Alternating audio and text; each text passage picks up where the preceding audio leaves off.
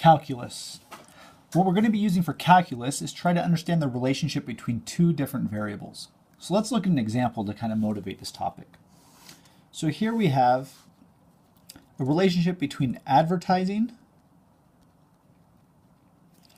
and sales. So I want to know, how does advertising affect my company's sales? So before we had a line, y equals mx plus b. So in this case, x is our advertising dollars, y is our sales. And what mx plus b tells us is the relationship between the two. So b is our y-intercept.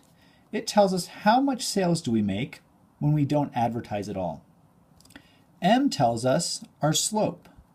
That is, how does our advertising change how do our sales change as advertisings change? So for our slope, we say that's the change in y over change in x. If I change my advertising, how much does my sales increase or decrease?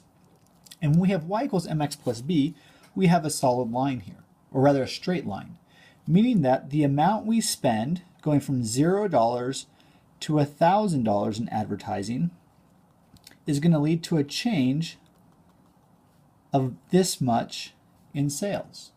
But as I go from $9,000 to $10,000,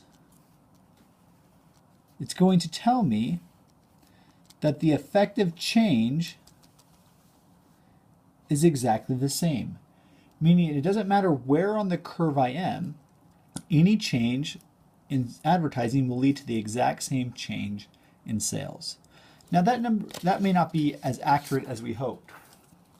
What we might see in real life is the relationship between sales and advertising is a relationship that looks more like this. Such that at the very beginning, as we put money into advertising, we don't see a very large effect on sales. But at some point, we start seeing a very significant return on sales. And as we start putting a lot of money in advertising, at some point there's a diminishing return, or that we get less bang for our buck in sales. Well, what we want to know is, what's the relationship between sales and advertising? Well, before we would just take a slope, but with a curved line, it's a little bit harder. And so what differential calculus is going to do is allow us to measure the relationship in slopes with curved lines. So let's look at 2 points. Let's look at the point A and B. The slope between these lines is fairly steep. You get a fairly good return on your on sales for each money you spend on advertising. But up here, between the point C and D, while our distance C to D may be the same as A to B, we get a very much smaller return on sales. And so what we're going to try to do is to use calculus to estimate these different lines, both between 2 points, as well as the slope at any given 1 point. And that's what calculus is going to do for us.